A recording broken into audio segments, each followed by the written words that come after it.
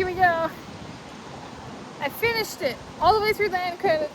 Masters of the Universe in my Regal Cinebarre Mountlake. It was 11:10 a.m. showing today, opening day Friday, 5 June 2026 AD. I'm Tanis, here, here's the Seattle. I got correct on the movie poster I'm using that it was Skeletor. I said I'm gonna pat myself on the back on that one. Alright, and I've decided for this video I'm doing a settings and acoustics assessment.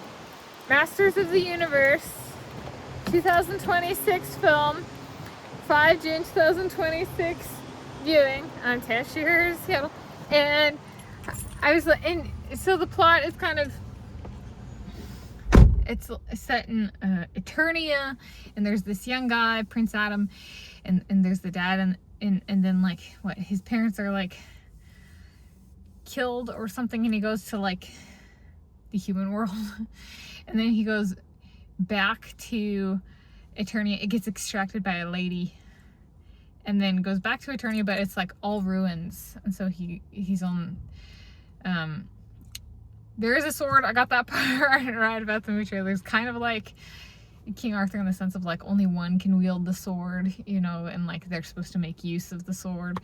But like he comes back and it's about restoring like a vibrant life energy to this place, Eternia, after it's gone to ruin.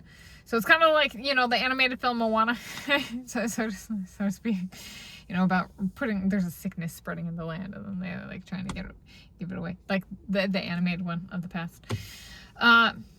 Okay, and so there it's this journey, and so there's like the human world, and then there's this mystical world, and the settings I thought were good. They were varied. I liked the use of what I'm going to call, so I have a Bachelor of Science in Geology and Geophysics with a minor in Mathematics, and I took a class, Remote Sensing, which was about like how satellites work and us using satellite data for cartography, the geology and geophysics, so making maps.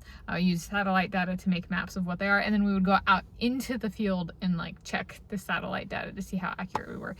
And something we did is we made false color maps, and so it would be like putting the image in place, but like deliberately making it so it's not the color that it actually is, to kind of like introduce contrast, to highlight distinguishing features. And so this movie had mystical scenes where like the colors were deliberately not necessarily like what they are, and I was like, oh, that kind of reminds me of like my satellite data processing class, so but kind of thing. Making my cartography with satellite data. So that was kind of fun. I also like the mystical, like they weren't like neon colors, but they were like diverse colors, and I liked that. There was good use of Skeletor is kind of like a villain of like subterranean realm and like cloudy realms, and you know, like you guys, if you know me, you know I like that stuff. So that was pretty cool. And Skeletor was Jared Leto. Was it some Andy Serkis like Schmeagol type magic in the film? That'd be cool if it was. I'd love to talk to my Romeo, you know. And then so that's the settings. I thought that was really well done. And then the acoustics there were very few like it got too loud or too punctuated, so I thought that was a consistent performer throughout the movie, was the acoustics balance. Jared Leto, so the voice, it was like, I don't know if it was artificially changed kind of thing, because it's the Skeletor character.